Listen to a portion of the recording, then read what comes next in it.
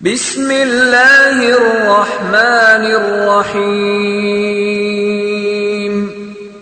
وَلْتَكُن مِّنكُمْ أُمَّةٌ يَدْعُونَ إِلَى الْخَيْرِ وَيَأْمُرُونَ بِالْمَعْرُوفِ وَيَنْهَوْنَ عَنِ الْمُنكَرِ وَأُولَئِكَ هُمُ الْمُفْلِحُونَ۔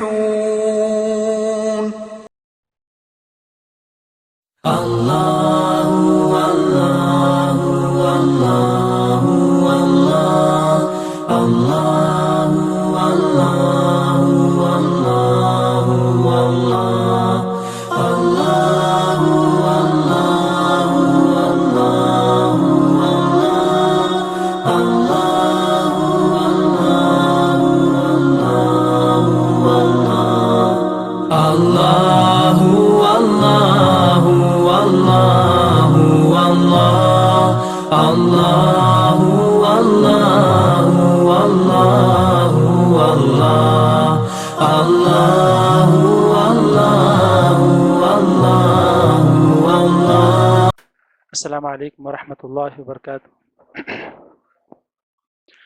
الحمد للہ رب العالمین وبہ نستعین وصلی اللہ علی نبینا محمد صلی اللہ علیہ وسلم وعلی آلہ وصحبہ اجمعین وعلی من تبعهم بإحسان إلی یوم الدین، اما بعد فقد قال اللہ تبارک وتعالی فی کلامہ المجید: اعوذ باللہ السمیع العلیم من الشیطان الرجیم من حمده ونفخه ونفسه بسم الله الرحمن الرحیم فکلا اخذنا بذنبه فمنهم من اخذته الصیحة ومنهم من ارسلنا علیہ حاصبا ومنهم من خسفنا به الارض ومنهم من اغرقنا وما كان الله ليظلمهم ولكن كانوا انفسهم يظلمون۔ تمام تعریفیں اللہ رب العالمین ہی کے لیے لائق و زیبا ہیں، جس نے ہم تمام مخلوقات کو اس کی بندگی کے لیے، اس کی عبادت کے لیے پیدا فرمایا ہے، اور اس عبادت کے طریقے کو بتلانے کے لیے، گناہوں سے بچانے اور نیکیوں کی طرف راغب کرنے کے لیے اس نے اپنے مخصوص منتخب چنندہ پیغمبروں کو، رسولوں کو، نبیوں کو وقتاً فوقتاً ان کی زبانوں میں بھیجا ہے۔ اللہ کے ان تمام برگزیدہ نبیوں اور رسولوں پر درود و سلام ہو، خصوصاً میرے اور آپ کے آخری نبی، پیارے نبی جناب محمد رسول اللہ صلی اللہ علیہ وسلم پر، جن کی لائی ہوئی شریعت میرے اور آپ کے لیے صبح قیامت تک آنے والے ہر جن و انس کے لیے حصول جنت کا واحد ذریعہ ہے۔ اللہم صلی علی محمد وعلی آل محمد وبارک وسلم۔ حاضرین، آپ کو جیسا کہ معلوم ہے کہ آج ہم گناہوں سے متعلق ایک اہم موضوع پر گفتگو کرنے والے ہیں۔ اس سے پہلے ایک مختصر بات میں آپ کو ذکر کر دوں۔ دیکھیے، اللہ کے رسول صلی اللہ علیہ وسلم کے حقوق میں سے ایک حق یہ بھی ہے کہ جب آپ کا نام لیا جائے ہم درود پڑھیں صلی اللہ علیہ وسلم، یہ مختصر ہے۔ پھر اللہم صلی وسلم وبارک علیہ، یہ بھی ہے۔ یا مکمل جو درود ہم پڑھتے ہیں، اگر یہ نہ پڑھا جائے، 3 مرتبہ تک اللہ کے رسول کا نام لے لیا جائے اور نہ پڑھا جائے، تو دنیا کا سب سے بڑا بخیل آدمی ہے۔ عموماً خطبوں کے دوران بھی یہ چیز دیکھنے میں آتی ہے کہ جب خطبے کے دوران، پہلے خطبے میں ہو یا دوسرے خطبے میں ہو، درود پڑھا جاتا ہے تو جو ہے عوام کی طرف سے خاموشی دیکھنے میں آتی ہے، جو کہ غلط ہے۔ جیسے ہی یہ آیت پڑھی جائے، یا ایھا الذین آمنوا صلوا علیہ وسلموا تسلیما، اے مومنو درود پڑھو ان پر اور سلامتی بھیجو، فوراً ہماری زبان پر اللہم صلی وسلم وبارک علیہ یا صلی اللہ علیہ وسلم جاری ہونا چاہیے۔ یہ ہم پر فرض ہے۔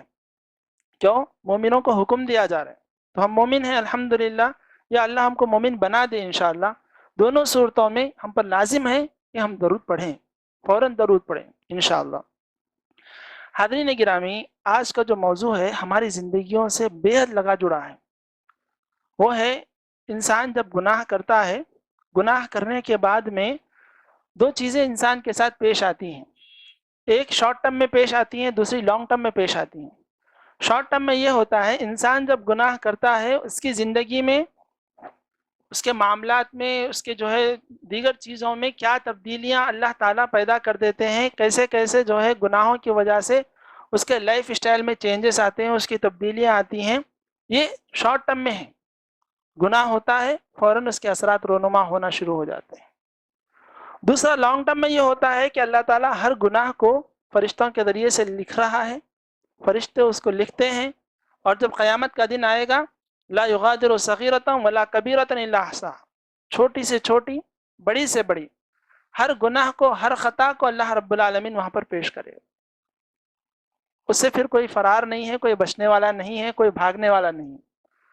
اب سوال یہ پیدا ہوتا ہے کہ جب قیامت کے دن اللہ رب العالمین سزا دینے ہی والا ہے، یہ طے ہے، تو پھر دنیا میں یہ تبدیلیاں کیوں آتی ہیں؟ ہم پر ایسے اثرات، ایسے جو ہے علامتیں گناہوں کی کیوں آ جاتی ہیں؟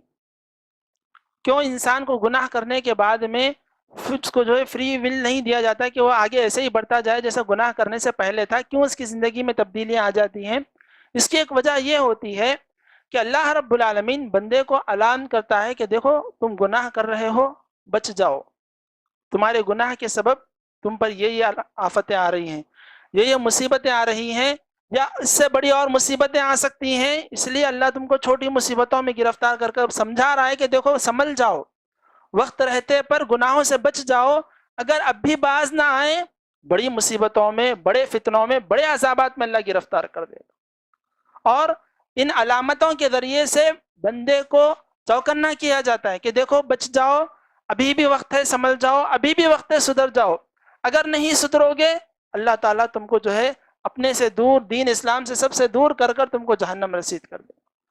تو ہم عمومی طور پر بحیثیت بشر، ایک عام انسان، ایک سمجھدار انسان کے ہونے کی حیثیت سے ہم بھی بسا اوقات دیکھتے ہیں کہ جب ہم گناہ کرتے ہیں تو اس کی کیا ذلت یا کیا اس کی آفتیں ہم پر طاری ہوتی ہیں، مگر ایک ترتیب کے ساتھ میں آپ کے سامنے کچھ چیزیں رکھ دوں گا جس سے آپ کو بھی سمجھنے میں اور آئندہ اپنی زندگی میں جو گناہ ہوتے ہیں، یقیناً ہم گناہ گار ہیں، کل بنی آدم خطاء وخیر الخطائین التواب، آدم علیہ السلام کی ذریت یعنی ہم سب گنہ گار ہیں، ہم سے گناہ ہوتے ہیں، اور گنہ گاروں میں سب سے بہترین گنہ گار وہ ہے کہ گناہ کرنے کے بعد گناہ پھر نہ دہرائے اور توبہ کر لے، یہ بہترین گنہ گار ہیں۔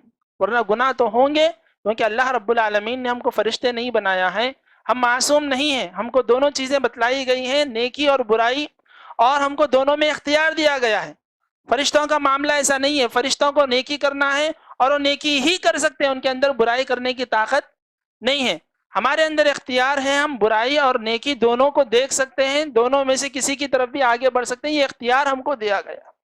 تو حاضرین گرامی، اولاً دیکھیں گناہوں کے سلسلے میں اللہ رب العالمین نے 21ویں پارے میں ارشاد فرمایا، سابقہ قوموں کا ذکر کرتے ہوئے، سابقہ قوموں کو اللہ رب العالمین نے ہلاک کر دیا تو فرمایا فَكُلًّا أَخَذْنَا بِذَنبِهِ، تمام کو ہم نے جو پکڑا ہے ان کے گناہوں کے سبب پکڑا ہے۔ فَمِنْهُمْ مَنْ أَخَذَتْهُ الصَّيْحَةُ، اس میں سے کچھ جماعتیں، کچھ جو ہے قومیں ایسی رہیں جن کو آ کر چیخ نے پکڑ لیا۔ آپ بتا سکتے ہیں کون سی قوم پر چیخ کا عذاب آیا تھا؟ صالح علیہ السلام کی قوم، قوم سمود پر چیخ کا عذاب آیا تھا۔ ہم جانتے ہیں ہمارے پاس جو سننے کی کیپیسٹی ایک لیول تک کی ہے، اس سے جب آگے بڑھ جاتی ہے تو وہ انسان کے لیے بہت زہر ثابت ہو جاتی ہے، انسان کو ختم کرنے کے لیے بھی کافی ہو جاتی ہے۔ قوم سمود دنیا کی مضبوط ترین قوموں میں سے ایک تھی، ان کا دعویٰ تھا کہ ہم کو کوئی ہلاک نہیں کر سکتا، کوئی مار نہیں سکتا۔ اللہ رب العالمین نے ان کو آواز کے ذریعے سے ختم کر کر رکھ دیا، دیواروں کو چمڑ گئے، بچے بوڑھے سب کے سب مر گئے، ختم ہو گئے۔ تو اللہ نے فرمایا ان میں سے کچھ تھے جن کو ہم نے چیخ کے ذریعے سے ختم کر دیا، فَمِنْهُمْ مَنْ أَخَذَتْهُ الصَّيْحَةُ وَمِنْهُمْ مَنْ خَسَفْنَا بِهِ الْأَرْضِ، بعض ایسے تھے جن کو ہم نے زمین میں دھسا دیا۔ کون تھے وہ زمین میں جن کو اللہ نے دھسا دیا؟ قوم قارون ہے۔ قارون کو اس کے لاؤ لشکر کے ساتھ ایک مرتبہ بڑی زینت اختیار کرتے ہوئے وہ نکلا تھا، اللہ تعالیٰ نے اس کو اس کے قوم کے ساتھ، اس کے محل کے ساتھ اللہ رب العالمین نے کیا کیا؟ دھسا دیا۔ فَمِنْهُمْ مَنْ خَسَفْنَا بِالْأَرْضِ وَمِنْهُمْ مَنْ أَغْرَقْنَا، کچھ رہے اللہ تعالیٰ نے ان کو سمندر میں ڈبو دیا۔ کون ہے یہ؟ قوم فرعون۔ موسیٰ علیہ السلام کا پیچھا کرتے ہوئے بڑے آب و تاب میں تکبر کے ساتھ جا رہے تھے، اللہ تعالیٰ نے ان کو درمیان سمندر میں بلا کر ختم کر دیا سب کو۔ ان تمام لوگوں کے عذابات کا سلسلہ ذکر کرنے کے بعد اللہ رب العالمین فرما رہا ہے وَمَا كَانَ اللَّهُ لِيَظْلِمَهُمْ، اللہ نے ان پر کوئی ظلم نہیں کیا، وَلَكِنْ كَانُوا أَنفُسَهُمْ يَظْلِمُونَ، لیکن وہ اپنی جانوں پر ظلم کرنے والے تھے، انہوں نے ظلم کیا، بدلے میں اللہ رب العالمین نے ان کو سزا دی۔ اس میں اللہ رب العالمین کی طرف سے کوئی زیادتی، کوئی ظلم نہیں ہے، کیوں اللہ ظالم نہیں ہے، اللہ بال برابر بھی کسی پر ظلم نہیں کرتا۔ تو یہ قوم کی سزا ہے جو اللہ رب العالمین قوموں کو عطا کرتا ہے۔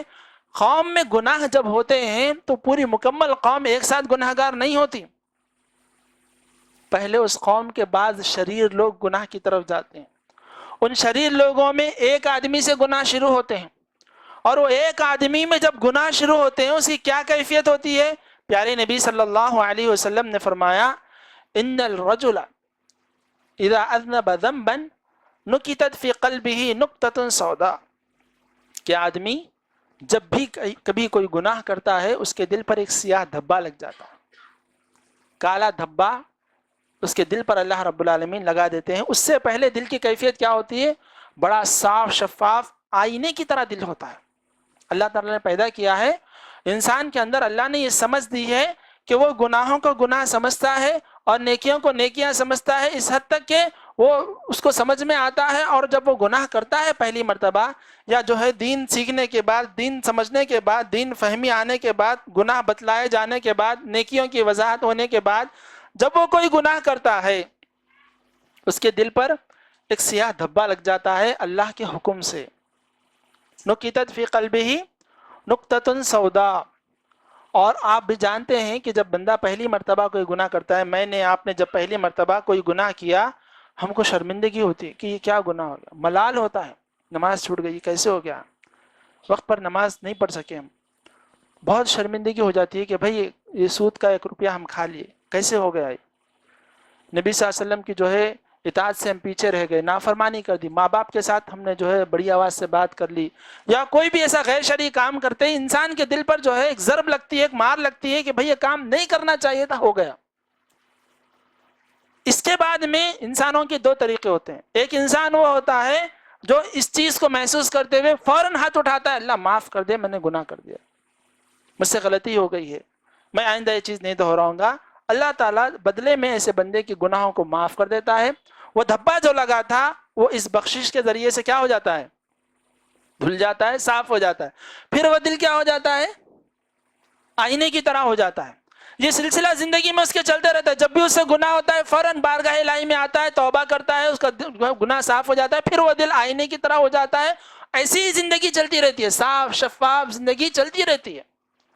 دوسرا پہلو، دوسرے لوگ وہ ہوتے ہیں، گناہ ہوا، ملامت ہوئی، شرمندگی ہوئی، اس کے بعد میں توبہ نہیں کیے، نتیجے میں کیا ہوا؟ وہ گناہ پھر دوسری مرتبہ ہو، وہ گناہ تیسری مرتبہ پھر ہوگا، اور جب جب گناہ ہوگا تب تب ایک داغ، ایک دھبا اس کے دل پر لگتا جائے گا۔ اب ہمارا لباس ہے، مان لیجئے سفید لباس آئینے کی طرح ہے، ایک دھبا لگا ہوا ہے، ہم نے اس کو دھل دیا، مسئلہ ختم ہو گیا، پھر وہ سفید ہو گیا۔ ایک کے بعد پھر دوسرا دھبا لگ جائے اور ہم نے پہلے دھبے کو نہیں دھویا تو وہ 2 ہو جائیں گے، 3 ہو جائیں گے، 4 ہو جائیں گے۔ نتیجہ پھر یہ ہوگا کہ ایک وہ دھبوں کو دھلنا مشکل ہو جائے گا، دوسرا یہ ہوگا کہ وہ پورا لباس سفید سے جا کر کالا ہو جائے گا۔ اور جب انسان کا دل گناہوں کے بوجھ میں آ کر گناہ پر گناہ، گناہ پر گناہ، گناہ پر گناہ ہوتے چلے جاتے ہیں، وہ دل پورا کا پورا کالا ہو جاتا ہے۔ سب سے پہلی لعنت یا سب سے پہلی جو مصیبت اللہ تعالیٰ اس پر ڈالتے ہیں وہ یہ کہ وہ اس کے پورے دل کو اللہ رب العالمین سیاہ کر دیتے ہیں۔ اب بات یہ ہے، کیا انسان گناہ کرتا ہے آنکھوں سے، ہاتھوں سے، پیٹ سے، پیر سے؟ بات دل سے کیوں شروع ہوتی ہے؟ اس لیے کہ انسان کے جو مرکزی اعضاء ہوتے ہیں، رئیس اعضاء جسے جو کہتے ہیں کہ اصل، اگر یہ نہ ہو تو انسان نہ ہو، وہ کیا ہے؟ دل ہے۔ آدمی کے جسم کا کوئی بھی حصہ نہ ہو، انسان جی لے، مگر جو مرکزی اعضاء جیسے سر ہوتا ہے، یہ دل ہوتے ہیں، اگر یہ نہ ہونا تو انسان نہیں جی پا سکتا۔ اور دل کا بڑا مرکزی کردار ہوتا ہے انسانی زندگی میں، دل جیسا ہو انسان ویسا ہوتا ہے، دل اچھا ہے انسان اچھا ہے، دل خراب ہو گیا انسان خراب ہو گیا۔ جب یہ دل خراب ہو جاتا ہے، دل میں شیطان کا گھر بن جاتا ہے، یہ گناہوں کا اڈا بن جاتا ہے، پھر دوسری سزا اس پر یہ آتی ہے کہ پھر اللہ تعالیٰ اسے اندھا کر دیتے ہیں، یعنی اس کو کوئی گناہ پھر گناہ نظر نہیں آتا، اس کو کوئی نیکی نیکی نظر نہیں آتی۔ بطور مثال، آپ نے پہلی مرتبہ کسی پر ہاتھ اٹھایا، اس کو مارا، اس پر زیادتی کی، ظلم کیا، جو بھی کیا، آپ کو ملامت ہوئی کہ بھئی یہ کام نہیں کرنا چاہیے تھا، ہو گیا۔ اب آپ کے روٹین میں اگر بات آ جائے، اب صبح شام آپ کسی کو مار رہے ہیں، چلتے پھرتے کسی کو ظلم کر رہے ہیں، بسا اوقات بعض لوگوں کا یہ طریقہ کار ہوتا ہے، لوگوں کو لوٹ لینا، مارنا، گالی گلوز کرنا۔ اب دیکھیے ہمارے نوجوانوں میں ایک کلچر پیدا ہو رہا ہے گالی دینے کا۔ ابتدا میں جب پہلی مرتبہ گالی دیتے ہیں تو گالی گالی لگتی ہے، بعد میں ایسا لگتا ہے کہ یہ تو گفتگو کے کلام ہے، سلام وعلیکم سلام ہے، اگر سلام وعلیکم سلام نہ کریں تو کیسے، ایسے گالی نکل رہی ہے۔ اب ان کو گالی دینے پر وہ تکلیف ہوگی جو پہلے ہوئی تھی؟ نہیں۔ کیوں نہیں ہو رہی وہ تکلیف؟ کیونکہ ان کا دل ویسا نہیں رہا جیسے پہلے تھا۔ اب جو ہے وہ جتنی چاہے گالیاں دے دے، ان کو کوئی فرق پڑنے والا نہیں، ان کو دل کو کوئی اثر ہی نہیں ہو رہا، کیونکہ ان کا دل کالا ہو گیا۔ ایک اور مثال کے ذریعے سے ہم سمجھ سکتے ہیں، ایک آدمی کا نکاح ہوا ہے، زید بکر خالد جو بھی ہو، نکاح ہوا ہے، پہلی مرتبہ اس نے جو ہے بیوی پر ہاتھ اٹھا دیا، اس کے دل میں بڑا ملال ہو گیا، نہیں مارنا چاہیے تھا۔ اسلام نہیں کہتا ہے مارنے کے لیے، شریعت منع کرتی ہے۔ اللہ کے رسول کی کئی بیویاں تھیں، اللہ کے رسول نے کسی کو نہیں مارا۔ ہمارے پاس ایک ایک ہی بیوی ہوتی ہے الحمدللہ، مگر ہم ان پر بھی ہاتھ اٹھاتے چلے جاتے ہیں۔ پہلی مرتبہ مار رہے ہیں، دل میں ایک ملال ہوتا ہے کہ نہیں مارنا چاہیے تھا، بھائی شریک حیات ہے، اللہ تعالیٰ نے ہمارے ساتھ زندگی گزارنے کا موقع دیا، نہیں مارنا چاہیے تھا۔ وہ توبہ کر لے، رجوع کر لے، جو بھی ہو، اگر وہ ختم ہو جائے ختم ہو جائے۔ اگر وہ مار پر مار پڑتی جائے، پھر ایک وقت آئے گا، وہ آئے گا مارتا جائے گا، اس کو کوئی فرق ہی نہیں پڑے گا۔ کیوں؟ اس کے مزاج یہ بن گیا ہے کہ وہ مارتا چلا جائے۔ کیوں؟ وہ گناہ کو گناہ سمجھنے کی جو کیفیت ہوتی ہے نا، اللہ اس کو کھینچ لیتا ہے۔ اب اس کو کوئی گناہ گناہ نہیں دکھ رہا، کوئی نیکی نیکی نہیں دکھ رہی، اندھا ہو گیا ہے وہ۔ اللہ تعالیٰ اس کی آنکھوں پر یہ جو دوسرا جو افیکٹ ہوتا ہے گناہوں کا، ایک مصیبت جو ہوتی ہے، دل سے سیدھے کہاں پہنچتی ہے؟ انسان کی آنکھوں پہ پہنچتی ہے اور اس کو اندھا کر دیتی ہے۔ اب اس کو کوئی گناہ گناہ نظر نہیں آ رہا، کوئی نیکی نیکی نہیں نظر آ رہی، وہ جو چاہے جیسے چاہے کرتا چلا جائے۔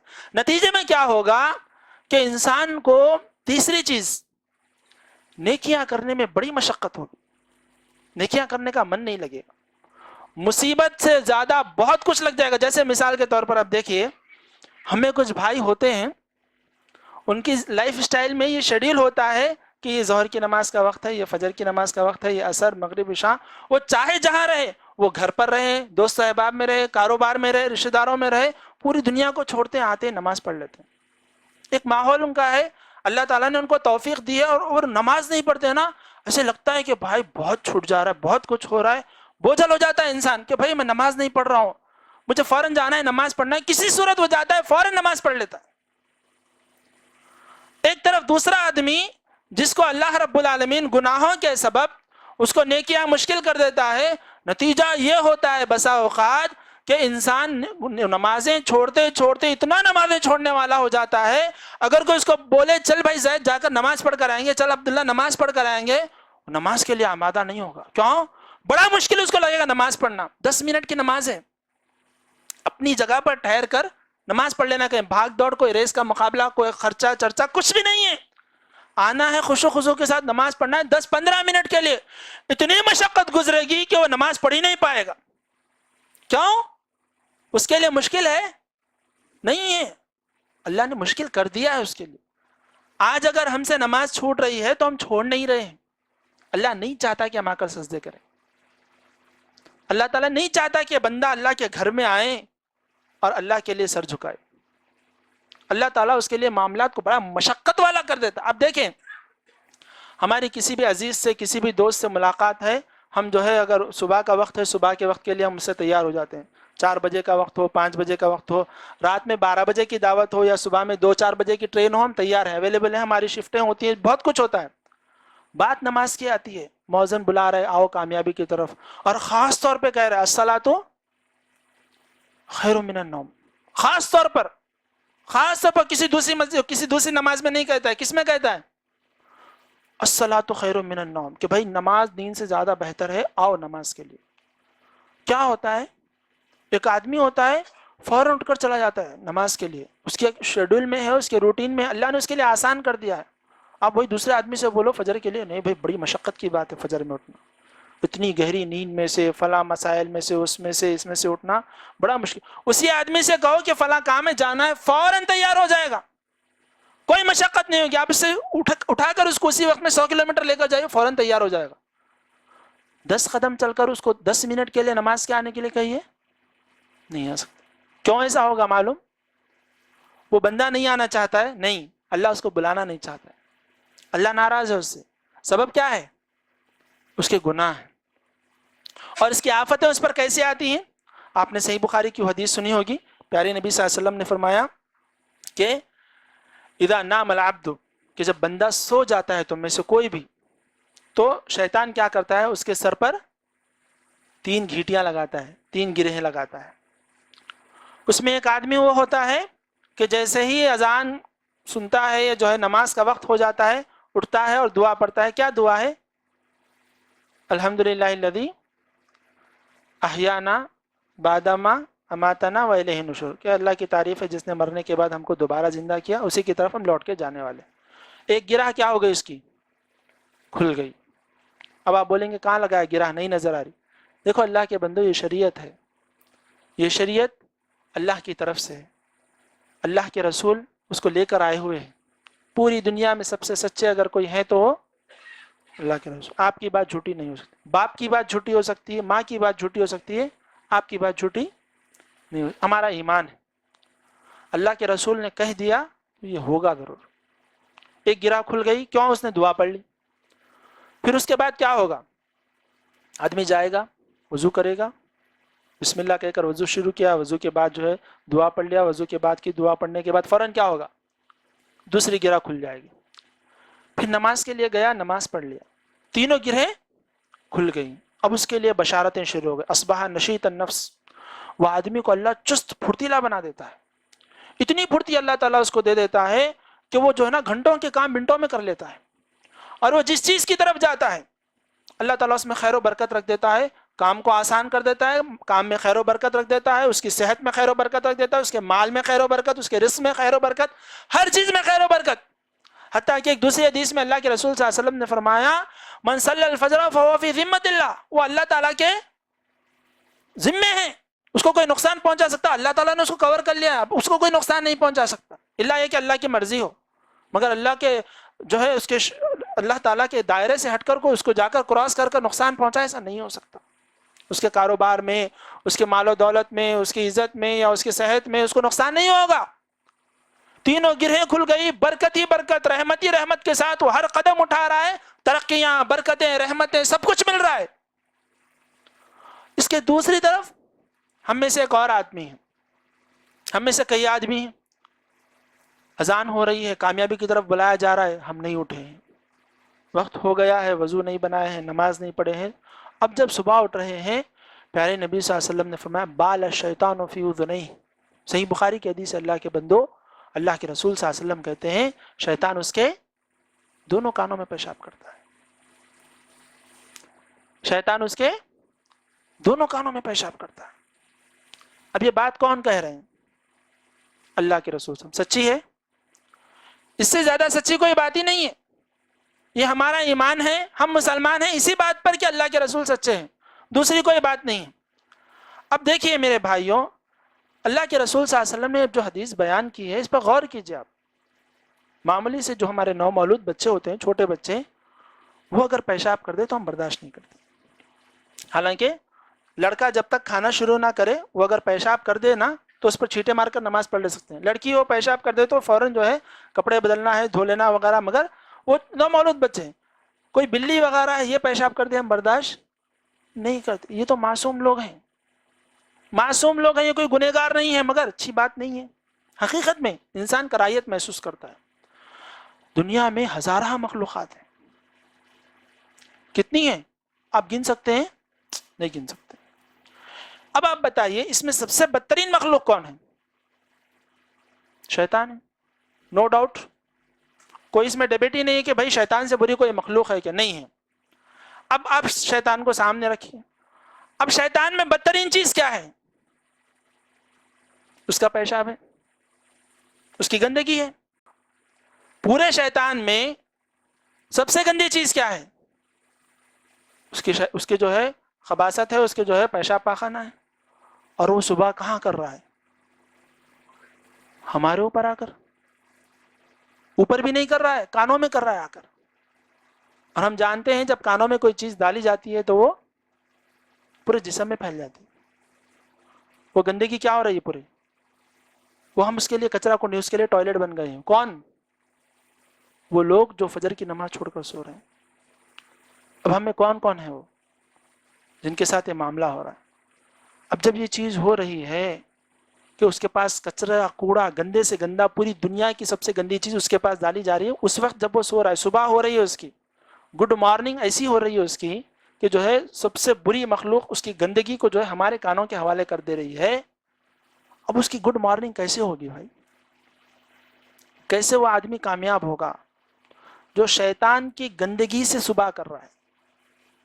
آپ نہا لو، دھو لو، جو کچھ بھی کر لو، وہ چیز آپ کے جسم میں سرایت کر گئی ہے، اب آپ کچھ نہیں کر سکتے. ایسا کیوں ہو رہا ہے؟ کیوں شیطان آ کر پیشاب کرتا ہے؟ اس کی مرضی سے نہیں. کس کی مرضی سے؟ اللہ کی مرضی سے. کیوں اللہ کی مرضی سے؟ اللہ ناراض ہے اس بندے سے جو اللہ کی بارگاہ میں حاضر نہیں ہوتا ہے. اللہ کے بندوں کیا ہم ان میں نہیں ہیں؟ آپ جائزہ لیں اپنے آپ کا. ہماری زندگی میں ہم نے شاید 3000 فجریں دیکھی ہوں گی، ہم میں سے کچھ ہوں گے جنہوں نے 8000 10,000 فجریں دیکھی ہوں گی. 30-40 سال کی عمر کو ہم پہنچے ہوں گے. کتنی فجریں ہماری ہوئی ہیں، کتنی ہزاروں فجر کی نمازیں ہم سے چھوٹ گئی، اور ہو سکتا ہے کتنی 100,000 ہماری نمازیں اور باقی ہوں گی. اگر اللہ ناراض ہو جائے تو اللہ دنیا میں ہم کو شیطان کی گندگی کے حوالے کر دیتا ہے، تو آپ اندازہ لگائیں آخرت میں کیا ہوگا. یہ حقیقت ہے اور یہ سزا ہے گناہوں کی کہ اللہ تعالیٰ شیطان کی گندگی کے حوالے کر دیتا ہے بندے کو. بات یہیں پر ختم نہیں ہوتی، یہ بھی ایک سزا ہے دنیا میں جو اللہ تعالیٰ دیتا ہے. ایک اور سزا کیا ہوتی ہے؟ اللہ تعالیٰ ان بندوں سے اپنے رزق کو چھین لیتا ہے. بندوں سے کیا کرتا ہے؟ اپنے رزق کو چھین لیتا ہے. اب آپ کہیں گے نہیں مول صاحب گنہگار بندے بھی ہیں، ماشاءاللہ کھا پی رہے ہیں، سب کچھ ہو رہا ہے. میں آپ کو اس کی 2 باتیں بتاتا ہوں. پہلی بات تو یہ ہے، ہم میں سے ہر کوئی یہود و نصارہ کو جانتے ہیں. یہود و نصارہ جو ہم سے پہلی قومیں تھیں، آج بھی وہ لوگ ہیں اور جی بھی رہے ہیں، کھا بھی پی بھی رہے ہیں، سب کچھ کر رہے ہیں. اللہ تعالیٰ نے اس مخلوق کو وہ روٹی دی تھی، وہ رزق دیا تھا جو دنیا میں کسی کو نہیں ملا. کیا دیا تھا اللہ نے ان کو؟ کیا دیا تھا؟ من و سلوہ. کہاں سے؟ جنت سے. ہیں دنیا میں کہاں سے آ رہے ہیں؟ روزی روٹی کہاں سے چل رہی ہے ان کو؟ آسمان سے، جنت سے بھائی. من و سلوہ آ رہا ہے تازہ تازہ درختوں پر. صبح اٹھنے کی دیر ہے، نوابوں سے آگے کی زندگی ان کی طرح کسی کو ملا ہی نہیں ہے. کچھ بھی کسی کو ایسا نہیں ملا ہوگا. نواب بھی ہوگا تو اس کے بھی پکوان پکتے ہوں گے، بہت کچھ ہوتے ہوں گے. جنت سے آ رہا ہے بھائی. کیا کیا انہوں نے؟ اللہ کی نافرمانی. اتنی نافرمانیاں کی سبحان اللہ کہ ان کے جیسے کوئی نافرمان پیدا نہ ہوئی. انہوں نے نبیوں کو قتل کر دیا، انہوں نے کتابوں کو بدل دیا، انہوں نے اللہ کی نافرمانیاں کی. اللہ تعالیٰ نے ایسی ایسی نعمتیں دی تھی، پتھر سے پانی نکلتا تھا ان کے لیے. ایک ایک پتھر سے 12 جگہ سے پانی نکلتا تھا. اللہ نے بادلوں سے ان کو سائے عطا کر دیے تھے. جہاں رہتے تھے اللہ تعالیٰ بادلوں سے ان کے سائے کرا دیتے تھے. کیا کیا نعمتیں اللہ نے دی تھی. ان کے خاندان میں نبی تھے، ان کے خاندان میں بادشاہ تھے، سب کچھ تھے. اللہ کی نافرمانی کی نتیجہ کیا ہوا؟ آج سے 100 سال پہلے کی آپ تاریخ پڑھیے، یہودی بھٹکتے پھر رہے تھے. مال تھا، سب کچھ تھا، ذلیل تھے. پوری دنیا مانتی تھی کہ یہ جو یہودی ہیں یہ کتوں سے گئے گزرے ہیں. آج بھی پوری دنیا مانتی ہے کہ آج یہ آکوپائڈ فلسطین پر جو ہیں یہ کتے ہیں جو فلسطین پر حملہ کر کر بیٹھے ہوئے ہیں. دنیا تسلیم آج بھی ان کو نہیں کرتی ہے. آج بھی اللہ نے ان کو عزت سے جینے کا موقع نہیں دیا. ذلیل اور رسوا ہیں یہ. آج بھی یہ بچوں کے قاتل ہیں. آج بھی یہ زمینوں کے ہڑپنے والے. اللہ نے آج بھی ان کو ذلیل اور رسوا کر کر رکھا ہے. روزی کا مطلب اگر ہم صرف کھانا اور پینا لیں تو اللہ نے ان سے وہ من و سلوہ کو کھینچ لیا ہے. اور اگر روزی کو ہم اور زیادہ ایکسپینڈ کر کر ہمیں دیکھیں کہ روزی عزت بھی ہے، صحت بھی ہے، مال بھی ہے، زمین بھی ہے، جائیداد بھی ہے، دولت بھی، اللہ نے ان تمام سے بھی ان کو محروم کر کر ایک بڑے عرصے تک چھوڑ دیا. یتیہون فی الارض فلا تأس علی القوم الفاسقین، کہ زمین میں بھٹکتے رہ گئے. ان کا کوئی ملک نہیں تھا، کوئی گھر نہیں تھا ان کا. اب یہ قبضے کر کر اب جو ہے نا اپنے آپ کو ایک ملک کی شکل بنا رہے ہیں، مگر حقیقت میں آج بھی یہ جو ہے ظالم جابروں کی حیثیت سے ہی ہے. تو آج بھی اگر آپ کسی کو دیکھ رہے ہیں گناہ پر گناہ کرتا جا رہا ہے، کھاتا جا رہا ہے، پیتا جا رہا ہے، ایک معنوں میں وہ اللہ کی ڈھیل ہے، اور دوسرے معنوں میں آپ دیکھو اگر آج وہ کھا رہا ہے، اللہ نے اس کو قرضوں میں بھی رکھا ہوگا، اللہ نے اس کو لوگوں کی بددعاؤں میں بھی رکھا ہوگا، یا اللہ نے اس کو بیماریوں میں رکھا ہوگا، یا اس سے رشتہ داریاں ٹوٹتی جا رہی ہیں، سب رزق ہے اللہ کے بندوں۔ رزق کا مطلب سے پیٹ میں جانے والی چیز نہیں ہوتی، رزق ہر وہ نعمت ہے جو اللہ تعالیٰ بندوں کو دیتا ہے، اللہ ان نعمتوں کو اس سے چھینتا چلا جاتا ہے۔ کبھی انسان کو چیزیں نظر آتی ہیں، کبھی سمجھ میں آتی ہیں، کبھی بہت دیر کے بعد سمجھ میں آتی ہے کہ ارے میں فلاں گناہ کیا تھا، نتیجے میں یہ ہوا کہ میرے فلاں رشتہ دار مجھ سے دور ہو گئے، میری اولاد مجھ سے دور ہو گئی، میرے پڑوسی مجھ سے جو ہے ناراض ہو گئے، کاروبار میں فلاں چیزیں ہو گئی، فلاں ہو گیا، فلاں۔ کب سمجھ میں آئے گا؟ بسا اوقات اللہ تعالیٰ اگر انٹیمیٹ کر دے فوراً سمجھ میں آئے گا، اور اگر نہ ہو لمبے عرصے کے بعد سمجھ میں آئے گا کہ یہ گناہوں کی سزا اللہ نے دی ہے کہ مجھ سے رزق کو محروم کر دیا اللہ تعالیٰ۔ یہ ہوگا، یہ گناہوں کی سزا اللہ تعالیٰ بندوں کو دنیا میں عطا کرتا ہے۔ ایک تو یہ بات ہوئی، دوسری بات یہ ہوتی ہے کہ اللہ تعالیٰ گنہگاروں سے شریعت کے علم کو چھین لیتا ہے۔ آپ کو بات معلوم ہوگی، اللہ کے رسول صلی اللہ علیہ وسلم نے فرمایا قیامت کے قریب اللہ تعالیٰ علم کو اٹھا لے گا، کتابیں باقی رہیں گی، کتابیں باقی رہیں گی، اللہ تعالیٰ لوگوں کے سینوں سے علم کو اٹھا لے گا۔ پھر نتیجہ کیا ہوگا کہ جاہل ہوں گے، جاہلوں سے بیٹھیں گے، جاہل خطاب کرے گا، لوگوں کو جو ہے سمجھائے گا، وہ جو لوگ اس کو پوچھیں گے اس کو علم نہیں ہوگا، وہ جو چاہے گا وہ فتوے دے گا، اسی طرح وہ بھی گمراہ ہوگا، دوسروں کو بھی گمراہ کر دے گا۔ قیامت کے قریب اللہ تعالیٰ مکمل علم کو اٹھا لیں گے۔ کیوں ایسے اٹھا لیں گے؟ گناہ زیادہ ہو جائیں گے، اللہ اٹھا لے گا۔ اب ہم قیامت کے بالکل قریب تو نہیں ہیں، قیامت کی اور بڑی بڑی علامتیں آنی ہیں، مگر آپ دیکھیں ہماری پوری نمازیں ناز فلق سے اتر کر کہیں جاتی نہیں۔ ہم یا تو اذا جا پڑھ لیتے ہیں، قل هو اللہ احد پڑھ لیتے ہیں، تبت یدا پڑھ لیتے ہیں، بس اسی چار پانچ صورتوں میں ہم گھومتے پھرتے رہ جاتے ہیں۔ کیوں بھائی؟ قرآن کیا 4-5 صورتیں ہیں؟ 114 صورتیں ہیں بھائی۔ کیوں ایسا ہوتا ہے کہ رمضان آتا ہے تو ہم کو تھوڑا محسوس ہوتا ہے کہ بھائی قرآن ہے، قرآن پڑھنا ہے، رمضان چاہتا ہے چلو سب ختم ہو جاتا ہے؟ کیا قرآن ہمارے لیے نہیں ہے؟ قرآن ہمارے سمجھنے کے لیے نہیں ہے، ہمارے پڑھنے کے لیے نہیں ہے، ہمارے فائدہ اٹھانے کے لیے نہیں ہے؟ یہ قرآن تھا، لوگوں کے دل نرم ہو جاتے تھے۔ عمر رضی اللہ عنہ اسلام قبول کے اس قرآن کو سن کر، بڑے بڑے جو ہے بادشاہ اس قرآن کو سن کر اسلام قبول کر لی۔ کئی غیر مسلم اس قرآن کو سن کر اسلام قبول کر لیتے، ہم قرآن سننا ہی نہیں چاہتے، پڑھنا ہی نہیں چاہتے، سمجھنا ہی نہیں چاہتے۔ اب دیکھیں تنقیدی جائزہ ہے مگر حقیقت ہے، اور جب ہم بات کر رہے ہیں تو بات پوری مکمل ہو۔ آج دیکھو، آج ہم نے صبح کی ہے اور اب شام کر رہے ہیں، کتنے لوگ ہیں ہم میں سے جنہوں نے ایک آیت یاد کی ہے؟ نہیں ملیں گے ہم کو، الا ماشاء اللہ، ہو سکتے ہیں کوئی، مگر کم ہو رہی ہیں کی تعداد۔ کیوں؟ اللہ ایسے دلوں میں قرآن کو نہیں رکھتا جہاں پر گندگی ہو، آلودگی ہو، گناہ ہو۔ اب ہمارا دل گناہوں میں ہے یا نیکیوں میں ہے، اس کا فیصلہ قرآن کے ذریعے سے آپ کر سکتے ہیں۔ قرآن کتنا آ رہا ہے، وہی اسٹور کیا ہوا ہے جو 7-8 سال کی عمر میں مکتب میں یا کہیں پر مدرسے میں پڑھ لیے تھے، یا اور کچھ اپ گریڈ ہوتے جا رہے ہیں اور کچھ سیکھتے جا رہے ہیں۔ صحابہ تھے، انہی عمروں میں انہوں نے قرآن سیکھا تھا، انہی عمروں میں وہ پڑھتے تھے۔ آج ہم اے آئی بیسڈ ہر چیز کو ہم سیکھتے چلے جا رہے ہیں، ہم نئی سے نئے اپلیکیشنز کو، سافٹ ویئرز کو، نئی نئی تعلیم کو حاصل کرتے جا رہے ہیں، بڑی بڑی موٹی موٹی کتابیں ہم پڑھ لیتے ہیں۔ قرآن اللہ نے کہا آسان ہے، یسن القرآن للذکر فعل میں مدکر، مگر ہم پڑھتے ہی نہیں ہیں۔ آج ایک دن کی میں آپ کو بات بتا رہا ہوں، اگر ہم سچے معنوں میں کہیں، ہمیں کئی ایسے بھائی ہوں گے پورا 1 سال بھی گزر گیا ہوگا، کوئی ایک نئی صورت انہوں نے یاد نہیں کی ہوگی۔ کیوں نہیں یاد کر رہے ہیں؟ اللہ ان کو توفیق نہیں دے رہا یاد کرنے کی۔ اگر اس میں ہم بھی ہیں تو اپنے آپ کو بھی کہیں کہ ہاں اللہ نے مجھے توفیق نہیں دی ہے یاد کرنے کی، میں گناہوں میں گرفتار ہوں، جس کے نتیجے میں اللہ نے مجھ سے اس علم کو چھین لیا ہے۔ یہ علم کا چھیننا ہوتا ہے، اللہ بندوں سے علم کو چھین لیتا ہے۔ ہم گاڑی چلانا سیکھ رہے ہیں، ہم گھر بنانا سیکھ رہے ہیں، ہم کمانا سیکھ رہے ہیں، مگر قرآن پڑھنا نہیں سیکھ رہے ہیں۔ یہ علم سے دوری اللہ تعالیٰ خود کرتا ہے، بندوں کو دور کرتا چلا جاتا ہے جب ان کے دل میں علم حاصل کرنے کے لیے پاکیزہ جگہ نہیں رہتی۔ ایک تو ہوتا ہے قرآن پڑھنا، دوسرا ہوتا ہے جیسے بھی یہ باتیں ہم سیکھ رہے ہیں نا، یہ بھی شرعی علم ہے۔ میں آپ کو قرآن حدیث سے جو باتیں بتا رہا ہوں یہ بھی شرعی علم ہے۔ اب آپ دیکھیں کچھ لوگ ایسے ہمارے ہیں اچھے خاصے آ سکتے ہیں بھی پروگرام میں، مگر نہیں آئے. کیوں؟ اللہ نے ان کو روک دیا. اب ہم کچھ لوگ آئے ہیں، اب اس میں کچھ لوگ ایسے ہوں گے جو بات کو یہاں سنیں گے پھر اس کو یہیں رکھ کر چلے جائیں گے. کیوں؟ اللہ نہیں چاہتا کہ ان کی زندگیوں میں تبدیلی آئے. اور کچھ لوگ ایسے ہوں گے جو سنیں گے اور ان کی نیت یہ ہوگی کہ میں یہاں پر آیا اس لیے ہوں، اپنے گھر بار کو چھوڑ کر، تمام مصروفیات کو چھوڑ کر، تاکہ میں اپنے ذات کی اصلاح کر سکوں. اور وہ عہد کر کر اٹھیں گے کہ جو باتیں میں سن رہا ہوں میں اس پر عمل کروں گا. اللہ ان کے دلوں کو کھول دے گا، زندگی میں ایک نئی تبدیلی لے کر اٹھیں گے. اللہ ہم کو سب کو اسی طرح بنائے انشاءاللہ. تو حاضرین گرامی، گناہوں کی ایک سزا کیا ہوتی ہے؟ اللہ تعالیٰ شرعی علم کو چھین لیتا ہے.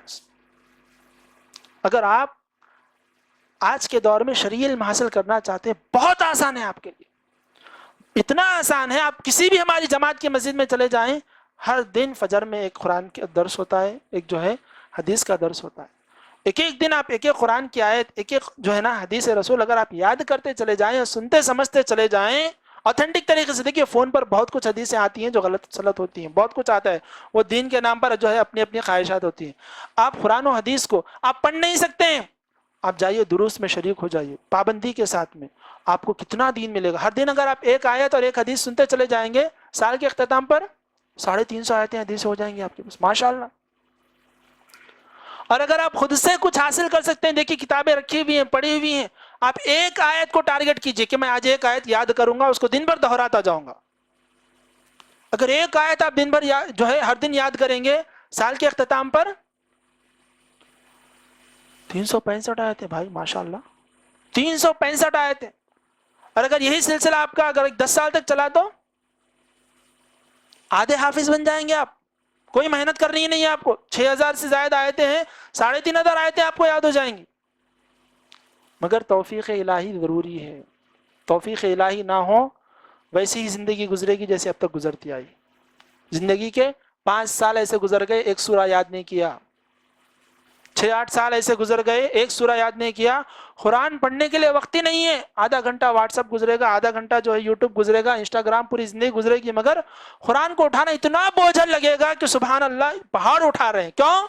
اللہ نہیں چاہتا کہ قرآن چھوئے ان ہاتھوں سے. تو دیکھیے میرے بھائیوں، میں خلاصے کے طور پر میں آپ کو بتانا چاہ رہا ہوں کہ اگر آپ نیکیوں سے دور ہو رہے ہیں تو آپ دور ہو نہیں رہے ہیں، اللہ آپ کو دور کر رہا ہے کہ ان گناہوں کے ساتھ میرے پاس مت آؤ. گناہوں کو دھلو، اس کے بعد آؤ. اور جب گناہوں کو دھل کر آئیں گے، آپ کو ایک ایک سجدے میں ایسی مٹھاس آئے گی کہ آپ کروڑوں خرچ کر لیں، وہ مٹھاس آپ کو نہیں ملے گی. ایک ایک آیت پر آپ کا دل اتنا نرم ہو جائے گا کہ آپ کسی طبیب کے پاس، کسی ڈاکٹر کے پاس وہ سکون نہیں پائیں گے دل کا جو ایک آیت میں پا لیں گے. کب؟ جب اللہ آپ کو توفیق دے، آپ گناہوں کو دھل کر آئیں اللہ کے پاس. تو معلوم ہوا ایک محرومی علم کی بھی محرومی ہوتی ہے. دوسری محرومی یہ بھی ہوتی ہے کہ اللہ رب العالمین عبادتوں کو بدمزہ بھی کر دیتے ہیں. عبادتیں کرنے میں کوئی مزہ نہیں آئے گا، بندوں کو کوئی شوق پیدا نہیں ہوگا کہ ہم کوئی عبادت کریں. کسی عبادت میں دلچسپی، شوق پیدا نہیں ہوگا. آپ صحابہ کے سلسلے میں سنے ہوں گے، صحابہ کی زندگیاں ایسی ہوتی تھیں. ایک صحابی کے سلسلے میں ذکر کیا گیا کہ جو ہے ان کا ایک طبی مرض ایسا ہو گیا تھا کہ ان کا پیر کاٹنا تھا، اور ان کو جو ہے وہ دور میں جو ہے وہ درد کی دوائیں وغیرہ دینا کرنا، یہ سب چیزیں نہیں ہوتی تھی. ہوش و حواس میں پیر کاٹنا ہے، اور برداشت کب کر سکتے ہیں؟ کوئی برداشت نہیں کر سکتے. تو پوچھتے ہیں آپ کس حالت میں جب آپ کو جو ہے کاٹا جائے تو اطمینان ہوگا؟ تو کہتے ہیں میں نماز پڑھتا رہوں گا، آپ لوگ پیر کاٹ دیں. خشوع خضوع کی انتہا کو پہنچ، مزہ، ایسا مزہ ہوتا تھا ان کو، دیوانے ہو جاتے تھے وہ نماز میں. اللہ کے رسول کے ایک صحابی، اللہ کے رسول جب جنگوں میں جایا کرتے تھے کیا کرتے تھے؟ 2 صحابہ کو جو ہے نگران کر دیتے تھے کہ رات میں تم جاگنا، دشمنوں کا پہرا کرتے رہنا، کوئی دشمن حملہ نہ کر دے ہم پر. تو 2 صحابی ہیں، ایک صحابی دوسرے صحابی سے کہتے ہیں دیکھو میں تھوڑی دیر آرام کر لیتا ہوں، تم جاگو، پھر تھوڑی دیر کیا تم مجھے جگا دو، تم جو ہے آرام کر لو. تو یہ صحابی سوچتے ہیں خالی ٹھہرنے کے بجائے کیا کیا جائے، نماز پڑھ لیں. نماز کے لیے ٹھہر گئے، پڑھ رہے ہیں. دشمن دیکھ رہا ہے کہ بھئی کوئی ٹھہرا ہوا آدمی ہے، اس کو اگر مار دیا جائے حملہ کر سکتے ہیں. تیر نشانہ لگاتا ہے، تیر جا کر لگ جاتا ہے صحابی کی پیٹھ پر. اب وہ نماز میں ہے اور ان کو اتنا مزہ آ رہا ہے کہ وہ نماز چھوڑنا نہیں چاہ رہے. اور یہ دیکھ رہا ہے کہ بندہ گرا بھی نہیں ہے. پھر کیا کرتا ہے؟ اور ایک تیر مارتا ہے. نتیجے میں خون بہنا شروع ہو جاتا ہے. خون بہتے بہتے جو ہے نا جا کر اس صحابی کو جو بازو میں لیٹے ہوئے تھے ان کو جا کر خون لگتا ہے, وہ اٹھ جاتے ہیں اور دیکھ لیتے ہیں دشمن کو, اس کا کام تمام کر دیتے ہیں. نماز ختم ہونے کے بعد میں جب پوچھتے ہیں تو کہتے ہیں نہیں, میں اتنے لطف میں اتنے مزے میں تھا کہ میں نماز کو چھوڑ نہیں پا رہا تھا. یہ جو لطف ہوتا ہے نا عبادتوں کا, یہ بہت بڑی چیز ہوتی ہے. اللہ کے رسول کیا کہتے تھے بلال رضی اللہ عنہ سے, قم یا بلال ارحنا بالصلاۃ, کہ اے بلال اٹھو اور ہم کو راحت پہنچاؤ. کس کے ذریعے سے؟ نماز کے ذریعے سے. نماز کیا ہے؟ راحت ہے, سکون ہے, چین ہے, اطمینان ہے. آپ دیکھیں آج کے دور میں سکون اطمینان کی تلاش میں لوگ ہزاروں لاکھوں روپے خرچ کر دے رہے ہیں, اطمینان نہیں مل رہا. ذہنی طور پر ڈپریشن کا شکار ہو رہے ہیں لوگ, خودکشیاں کر رہے ہیں, بہت کچھ کرتے چلے جا رہے ہیں. سکون ہے کہاں پر؟ نماز میں. اور ہم تلاش کہیں اور کر رہے ہیں اس کو. آج ہمارے پاس پیسہ ہے, گھر ہے, بیوی بچے ہیں, مال و دولت ہے, سب کچھ ہے, تعلیم ہے, سب ہے, پھر بھی انسان بے چینی کی کیفیت میں کیوں ہے؟ عبادتوں میں لطف نہیں ہے. نمازیں پڑھ رہے ہیں, وہ سجدے ہو رہے ہیں, وہ رکوع ہو رہے ہیں, وہ کیفیت نہیں ہے جو ہونی چاہیے, وہ لذت نہیں ہے جو ہونی چاہیے, وہ اللہ سے جو ہے نا تعلق نہیں ہے جو ہونا چاہیے. ایک صحابی ذکر کیا جاتا ہے ان کے سلسلے میں کہ نماز پڑھ رہے ہیں, سورہ بقرہ کی تلاوت کر رہے ہیں, ایسی تلاوت کر رہے ہیں, ایسی تلاوت کر رہے ہیں, ان کا بچہ لیٹا ہوا ہے, چھوٹا سا معصوم سا بچہ ہے, گھوڑا باندھا ہوا ہے. گھوڑا جو ہے بدکنا شروع ہو جاتا ہے, اچھلنا شروع ہو جاتا ہے. صحابی کیا کرتے ہیں, فوراً آواز کو تھوڑی دھیمی کر لیتے ہیں, گھوڑا پھر کنٹرول میں آ جاتا ہے. پھر تھوڑی دیر کے بعد میں پھر اپنی آواز کو بلند کر کر پڑھتے جاتے ہیں, بہت مزے سے, بہت لطف سے پڑھتے جاتے ہیں. پھر گھوڑا بدکنا شروع ہو جاتا ہے, پھر ویسے آواز کو کم, تیسری مرتبہ بھی ایسے ہی ہوتا ہے. اور قریب تو ان کو یہ ڈر تھا کہ کہیں بچے کو جو ہے نا گھوڑا کھندل نہ دے. فوراً سے جو ہے نماز جلدی مکمل کر کر جاتے ہیں, دیکھتے ہیں تو گھوڑا جو ڈر رہا تھا وہ اس لیے کہ آسمان سے خمخمے ایک بادل میں جو ہے نا چراغیوں کی طرح جو ہے خمخمے پورے جمے ہوئے ہیں جو بالکل قریب میں آ گئے. اللہ کے رسول صلی اللہ علیہ وسلم سے جا کر ماجرا ذکر کرتے ہیں کہ میں رات میں نماز پڑھ رہا تھا, بار بار گھوڑا بدک رہا تھا, اور میں جب جا کر دیکھا تو جو ہے بدلیوں میں جو ہے خمخمے چراغوں کی شکل میں جو ہے آئے ہوئے تھے نیچے, اور دیکھتے ہی دیکھتے وہ آسمان کی طرف اوپر چلے گئے. تو اللہ کے رسول صلی اللہ علیہ وسلم فرماتے ہیں اللہ کی قسم اگر تم صبح تک ایسے ہی نماز پڑھتے رہتے, صبح تک فرشتے وہاں پر تمہاری نماز کو سنتے رہتے, اور پورا مدینہ دیکھتا کہ تمہاری نماز کو جو ہے فرشتے آ کر سن رہے ہیں, تمہاری قرات کو فرشتے آ کر سن رہے ہیں. کیا دلچسپی تھی ہوگی, سبحان اللہ, آسمان سے فرشتے زمین پر آ رہے ہیں انسانوں کی جو ہے قرات کو سننے کے لیے.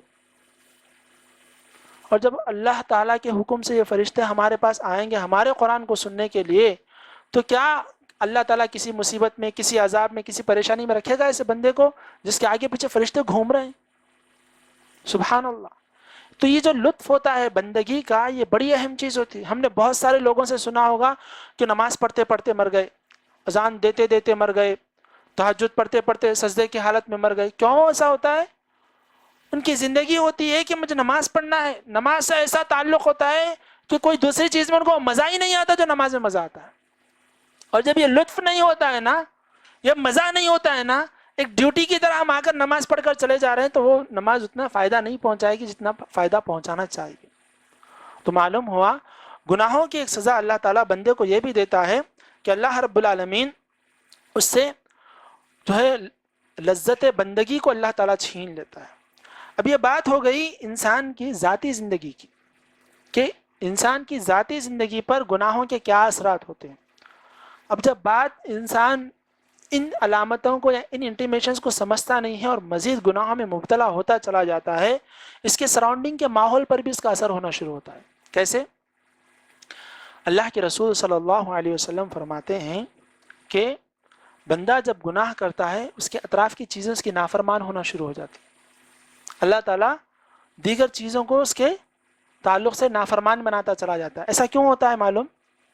ایک اللہ تعالیٰ جو ہم تمام کا خالق, مالک, رازق, پالنہار, ہر چیز ہے اللہ تعالیٰ ہمارے لیے, اور ایک کمزور سا انسان جس کو اللہ تعالیٰ نے اس دنیا میں کچھ دنوں کے لیے, کچھ سالوں کے لیے بھیجا ہے, وہ جب اللہ کی نافرمانی کرتا ہے تو اللہ تعالیٰ اس کے بیوی کو, اس کے بچوں کو, اس کے جو ہے رشتہ داروں کو, دوست احباب کو اس کا نافرمان بنا کر یہ بتاتا ہے کہ دیکھو تم میری نافرمانی کر رہے ہو, اسی لیے یہ سب تمہاری نافرمانی کر رہے ہیں.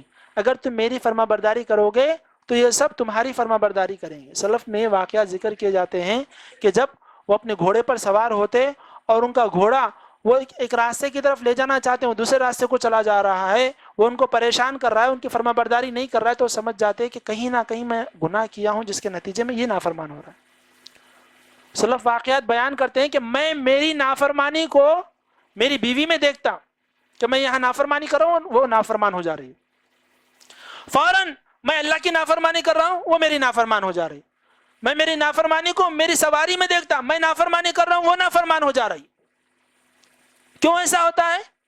اللہ تعالیٰ بندوں کو بتاتا ہے دیکھو تم میری نافرمانی کرو گے میں سب کو تمہارا نافرمان کر دوں گا، اور تم میری فرما برداری کرو گے سب کو میں تمہارے تابع کر دوں گا۔ اب دیکھو اللہ کے رسول صلی اللہ علیہ وسلم ہمارے لیے بہترین اسوہ آئیڈیل نمونہ ہے۔ آپ کی زندگی سے ہمیں یہ بھی سبق ملتا ہے کہ آپ اشارہ کرتے تھے، صحابہ گردنیں قربان کر دیتے تھے۔ کیوں؟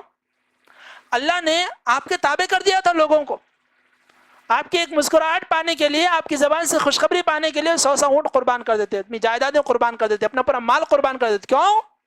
محبت اللہ نے ڈال دی تھی، اللہ نے بے پناہ محبت ڈال دی تھی کہ آپ کی نیکیوں کی وجہ سے۔ اور جب انسان گنہگار ہوتا ہے تمام چیزیں اس کی نافرمان ہوتی چلی جاتی ہیں۔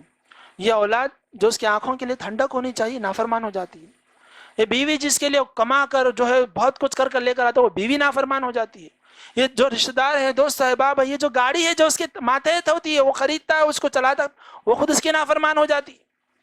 ایسا کیوں ہوتا ہے؟ اللہ تعالیٰ یہ انٹیمیٹ دیتا ہے بندوں کو، اشارہ دیتا ہے کہ دیکھو تم میری نافرمانی کر رہے ہو، نتیجے میں یہ نافرمانیاں ہو رہی، اگر تم میرے فرما بردار ہو جاؤ گے یہ تمہارے نافرمان نہیں ہوں گے، تمہارے فرما بردار ہو جائیں۔ اسی طرح ایک اور چیز یہ بھی ہوتی ہے کہ اللہ تعالیٰ بندے کے علاوہ اس کے اطراف کے لوگوں کو بھی اس کی سزا دیتا ہے اس کے گناہوں کی۔ زید نے گناہ کیا، بکر نے گناہ کیا ہے، سزا کس کو ملنی چاہیے؟ اصولاً گنہگار کو سزا ملنی چاہیے، مگر گناہ اتنے ہوتے جا رہے ہیں کہ ان گناہوں کے سبب اس کے اطراف کے لوگوں کو بھی اللہ سزا دیتا ہے۔ کیوں معلوم؟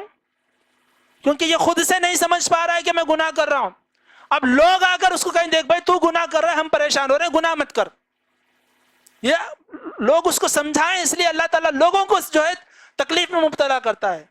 آپ کو معلوم ہوگا اللہ کے رسول صلی اللہ علیہ وسلم کے 4 داماد تھے، جن میں سے ایک کا نام آپ کو یاد ہے کسی کا؟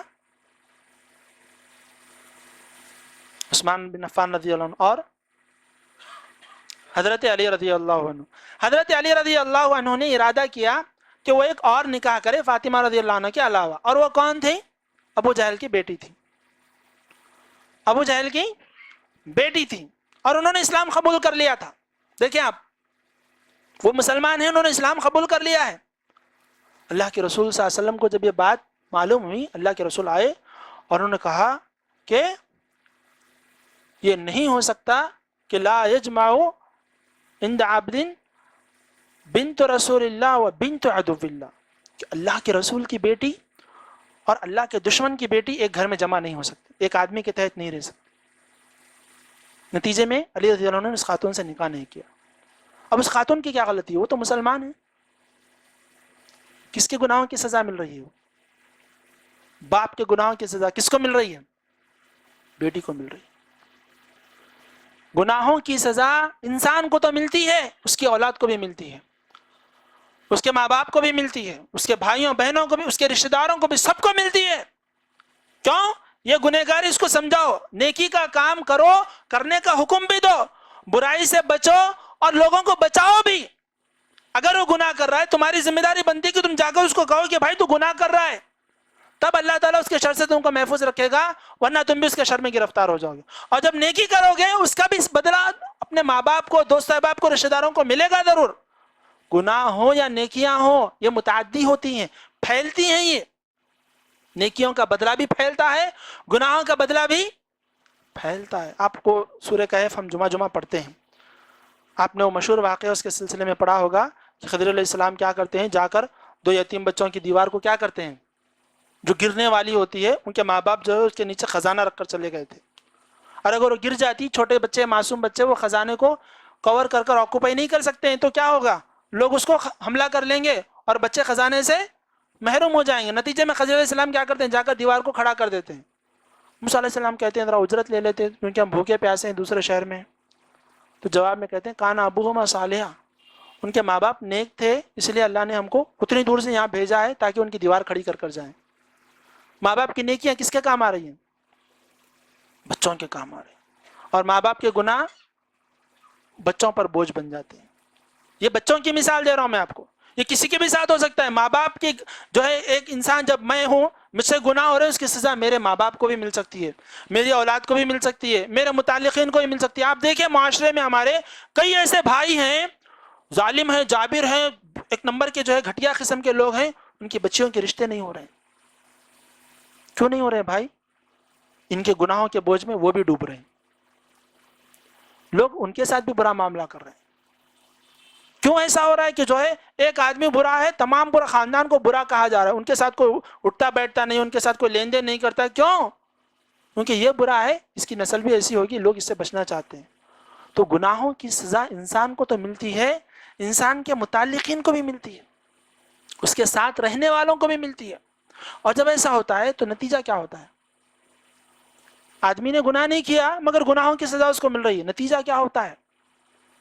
وہ لوگ جو اس کے متعلقین میں ہیں، متعلقین کا مطلب صرف یہ جو انسانوں کے متعلقین انسان نہیں ہوتے، انسانوں کے متعلقین اور بھی کئی ساری چیزیں، جیسے ہمارا گھر خود ہے، ہمارے گھر میں کئی ایسی چونٹیاں ہوتی ہیں یا کئی ایسے جانور دوسرے بھی ہوتے ہیں جن کو اللہ ہمارے ساتھ رکھتا ہے، ہمارے تحت کھاتے پیتے رہتے ہیں، اٹھتے بولتے رہتے ہیں. انسان کے گناہ جب اتنے ہو جاتے ہیں کہ اس کی گناہ کی وجہ سے اللہ رب العالمین دوسروں پر عذاب نازل کرتا رہتا ہے، تو یہ مخلوقات ہاتھ اٹھا کر بد دعا کرتی ہیں، اللہ اس کو غارت کر دے کہ اس کی وجہ سے ہم پریشان ہو رہے ہیں. بد دعا کرتی ہیں مخلوقات، دیگر مخلوقات، کہ اللہ تعالیٰ اس کو اٹھا دے، اس کو ختم کر دے. کیوں؟ ہم پر تیری نعمتیں کیوں نہیں آ رہی؟ اس کی وجہ سے، اس کے گناہوں کی وجہ سے. اگر یہ ختم ہو جائے تو تیری نعمتیں آئیں گی، تو اللہ اس کو ختم کر دے تاکہ تیری نعمتیں ہم تک پہنچے. اللہ کے رسول صلی اللہ علیہ وسلم ایک جنازہ جا رہا تھا، جنازے کو دیکھ کر اللہ کے رسول صلی اللہ علیہ وسلم نے فرمایا مستریح او مستراح منہ، یہ ایک ایسا جنازہ ہے جس نے زندگی بھر اللہ کی رضا کے لیے ہر چیز کو قربان کر کر رضا الہی کی ہے، اور اب کیا ہے؟ یہ مستریح، اب آرام کرنے کے لیے جا رہا ہے. اب قبر میں کیا کرے گا؟ یہ آرام کرے گا، راحت حاصل کرے گا. او مستراح منہ، یا یہ ایسا ہے جو بدبخت تھا، ظالم تھا، جابر تھا، سودخور تھا، حرامی تھا، بہت کچھ تھا، لوگ اس کی طرف سے پریشان تھے، اللہ بارش نہیں برسا رہا تھا اس کی طرف سے، لوگوں کا رزق محروم ہو گیا تھا، بہت کچھ ہو گیا تھا، اور زمین کی چونٹیاں تک اس سیاق میں ہاتھ اٹھا کر بد دعا کر رہی تھی اللہ اس کو غارت کر دے، ختم کر دے. اب یہ چلا گیا ہے، اب لوگوں کو کیا ملے گی؟ اس کے ذریعے سے راحت ملے گی، سکون ملے گا. اب لوگوں کو اللہ کی نعمتیں پھر آئیں گی. کیا معلوم ہوا کہ انسان جب اتنا گنہگار ہو جاتا ہے تو لوگ اس کے مرنے کی بد دعا کرتے ہیں، لوگ اس کے ختم ہونے کی بد دعائیں کرتے ہیں اس کے سلسلے میں. اور یاد رکھیے حاضرین، اللہ کے رسول صلی اللہ علیہ وسلم کی ایک حدیث ہے، باتیں بہت طول ہو رہی ہیں. ایک حدیث ہے اللہ کے رسول صلی اللہ علیہ وسلم کی، اللہ کے رسول نے فرمایا کہ جو ہے جب انسانوں میں گناہ عام ہو جائیں گے تو اللہ تعالیٰ ایسی بیماریوں کو بھیجے گا جو نہ کسی کان نے سنی ہوں گی اور نہ کسی آنکھ نے دیکھی ہوں گی. ایسی بیماریاں جو ان کے باپ دادا نے کبھی نہیں سنی ہوں گی، اللہ ایسی بیماریوں کو ان کے درمیان لائے گا. آپ دیکھیں ہم سے پہلے جو بزرگ لوگ گزرے ہیں، یا آج سے 30-40 سال پہلے کی بھی بات ہو، بوڑھی عمر تک لوگ زندگیاں گزار کر بڑے آرام سے مر جاتے تھے. آرام سے یعنی عمر گزار کر ہی مرتے تھے. آج معمولی چھوٹے بچوں کو بیماریاں آتی چلی جا رہی ہیں. ہر گھر میں جو ہے دواخانے کا ایک کردار بنتا چلا جا رہا ہے. ایک شیلف ایسا ہوتا ہے جہاں جو ہے دوائیاں بھری پڑی ہوتی چلی جا رہی ہیں. یہ حالات کیوں بن رہے ہیں؟ گناہوں کے سبب بن رہے ہیں. انسانوں کو اللہ بیماریوں میں جو مبتلا کرتا جا رہا ہے، گناہوں کے سبب مبتلا کر رہا ہے. کئی بیماریاں تو ایسی ہوتی چلی جا رہی ہیں، بیماریوں کو سمجھنے تک ایک طرف انسان ختم ہو جاتا ہے، دوسری طرف اس کے پیچھے جو رشتہ دار رہتے ہیں ان کا مال ختم ہو جاتا ہے، اور وہ طبیب حضرات جو ہوتے ہیں ان کا تجربہ ہی نہیں ہوتا پورا کہ بھئی یہ مرض تھا ہی کیا، سمجھ میں نہیں آ رہا. کیوں ایسا ہوتا ہے بھائی؟ گناہوں کے سبب ہوتا ہے. آپ کو ایک مثال دیتا ہوں. اللہ کے رسول صلی اللہ علیہ وسلم کے دور کے بعد خلفائے راشدین کا دور آیا. خلفائے راشدین کے بعد صحابہ اکرام، وہی خلافت بنو امیہ، امیر معاویہ رضی اللہ عنہ کا دور آیا، ان کے دور میں ایک وقت ایسا آیا کہ لوگوں میں گانا بجانا عام ہو گیا تھا، لوگوں میں گانا بجانا عام ہو گیا تھا، گانے بجانے کے جو اوزار ہوا کرتے ہیں وہ تمام چیزیں لوگوں کے گھروں میں آ رہی تھی۔ نتیجے میں کیا ہوا، اللہ نے طاعون کی وبا ان میں عام کر دی، طاعون کی وبا عام ہو گئی۔ بہت غور و فکر کرنے کے بعد وقت کے بادشاہ نے لوگوں سے مشورہ کیا کہ یہ وبا ختم کیوں نہیں ہو رہی ہے؟ تو اس وقت کے علماء نے کہا کہ دیکھو یہ گناہوں کی سزا ہے، یہ جو گانے بجانے آ رہے ہیں یہ گناہ ہے، اللہ ان کو ناپسند کرتا ہے، نتیجے میں اللہ نے بیماری بھیجی ہے، اگر یہ ختم ہو جائے بیماری ختم ہو جائے گی۔ وقت کے بادشاہ نے حکم جاری کیا کہ جس جس کے پاس گانے بجانے کی اشیاء ان تمام کو یہاں جمع کیا جائے، ان تمام کو لبے سڑک جمع کیا گیا اور جلا دیا گیا، ختم کر دیا گیا اس کو، بیماری ختم ہو گئی۔ کیا معلوم ہوا؟ بیماریاں جو آتی ہیں ان کا ایک سبب یہ گناہ ہوتے ہیں، یہ گناہ ہوتے ہیں جو انسان کو بیماریوں میں مبتلا کر دیتے ہیں۔ اب اس کا ایک سائیڈ افیکٹ یہ ہوگا کہ اگر ہم کسی کو دیکھ رہے ہیں کہ وہ بیمار ہے تو ہم کہیں گے گنہگار ہے اس لیے بیمار ہو گیا۔ نہیں بھائی، اپنے آپ کے سلسلے میں فکر رکھو۔ ہمارے معاشرے میں یہ ہو گیا ہے کہ میں بیمار ہوا تو یہ اللہ کی آزمائش ہے مجھ پر، اللہ مجھے نیکیاں دے گا۔ وہ بیمار ہو گیا ہے تو دیکھو اللہ کا عذاب ہے، اس کے گناہوں کی سزا اس کو نہیں، اس کو بدلو۔ اگر آپ کے اوپر اگر جو ہے عذاب آ رہا ہے، بیماریوں میں آپ مبتلا ہو رہے ہیں، تو آپ کی یہ سوچ ہونی چاہیے کہ یہ میرے گناہوں کی سزا ہے۔ اور آپ کا بھائی اگر بیمار ہو رہا ہے تو آپ کی یہ سوچ ہونی چاہیے کہ یہ اللہ کی طرف سے آزمائش ہے، اللہ اس کے درجات کو بلند کرے گا۔ آپ اگر یہ سوچ رکھیں گے یہ درست ہوگی۔ آپ یہ کہہ رہے ہیں کہ نہیں اس کو گناہوں کی سزا مل رہی ہے اور میرے درجات کی بلندی ہو رہی ہے، یہ غلط ہے، یہ سوچ غلط ہے۔ سمجھ رہے ہیں آپ؟ تو یہ ہوتا ہے کہ انسان کے اوپر جو ہے گناہوں کے سبب اللہ تعالیٰ اس کو بیماریوں میں گرفتار کر دیتا ہے۔ ایک آخری بات یہ ہے کہ انسان کے پاس جب گناہ اس طرح سے بڑھتے ہیں، اللہ تعالیٰ ہر چھوٹی بڑی چیز کو اس کے اوپر مسلط کر دیتا ہے، ہر چھوٹی بڑی چیز جو ہے اس کو ڈرانے دھمکانے والی ہو جاتی ہے، اور وقت کے حکمران ایسے ہوتے ہیں ظالم جابر ہو جاتے ہیں، ظلم کرنے والے ہو جاتے ہیں۔ آپ دیکھیں ہمارے گھر ہیں، ہم سے چھیننے کی کوشش کی جا رہی ہے، ہماری وقف کی زمینیں ہیں، ہم سے چھیننے کی کوشش کی جا رہی ہے، ہمارا نام ہے، ہم سے چھیننے کی کوشش کی جا رہی، ہمارے مدرسے ہم سے چھیننے کی کوشش کی جا رہی، ہمارا مال ہم سے چھیننے کی کوشش کی جا رہی۔ پوری دنیا کو معلوم ہے کہ ہم پر ظلم ہو رہا ہے، مگر بول کوئی نہیں رہا۔ ظلم کرنے والا ظلم کر رہا ہے، جان لے رہے ہیں لوگ، مار دے رہے ہیں، گھر سے بے گھر کر دے رہے ہیں، جائیدادیں ضبط کر لیں، سب کچھ کر لے رہے ہیں، 4 دن آوازیں لگا رہے ہیں، سب ختم ہو جا رہا ہے، کچھ بھی نہیں ہو پا رہا۔ کیوں ایسا ہو رہا ہے؟ ایسے ظالم حکمران آئے کیوں ہیں؟ یہ بھی اللہ کی طرف سے گناہوں کی پاداش میں ہوتا ہے۔ اللہ کے رسول صلی اللہ علیہ وسلم نے فرمایا تھا میرے بعد ایک بہت بڑا جھوٹا آئے گا، ایک بہت بڑا ظالم آئے گا۔ ایک جھوٹا تھا جس نے نبوت کا دعویٰ کیا اللہ کے رسول کے دور کے بعد میں، وہ بھی جو ہے قبیلہ ثقیف کا تھا، طائف کا تھا، اور ایک تھا جو بہت بڑا ظالم تھا حکمران۔ کون تھا وہ؟ حجاج بن یوسف۔ حجاج بن یوسف اتنا بڑا ظالم سفاک تھا، اس نے کئی صحابہ کو، 100 نہیں ہزاروں کی تعداد میں کئی صحابہ کو اس نے شہید کر دیا۔ بے تحاشا ظالم بادشاہ تھا، بے تحاشا ظالم حکمران تھا۔ لوگ آئے آ کر سفیان ثوری رحمۃ اللہ علیہ کے پاس شکایت کی کہ دیکھو حجاج کا ظلم بے انتہا بڑھ گیا ہے، بہت مار رہا ہے، بہت ستا رہا ہے، بہت پریشان کر رہا ہے۔ تو اس وقت انہوں نے جواب میں یہ کہا ما جاء الحجاج الا بذنوبنا، حجاج آیا نہیں ہے، حجاج کو ہمارے گناہ لے کر آئے ہیں، ہمارے گناہ ہیں جو حجاج کو لے کر آئے ہیں، اور اگر ہم گناہ نہ کریں گے یہ حجاج ختم ہو جائے گا، چلا جائے گا حجاج۔ آج ہم حکومتوں کو بدلنے کی بات کرتے ہیں، بڑے فلسفیانہ بڑے منطقانہ باتیں کرتے ہیں، بہت کچھ نالجبل باتیں ہماری ہوتی ہیں، مگر گریبان پر جھانکیں گے تو معلوم ہوگا یہ گناہ ہیں جو لوگوں کو لے کر آ رہے ہیں۔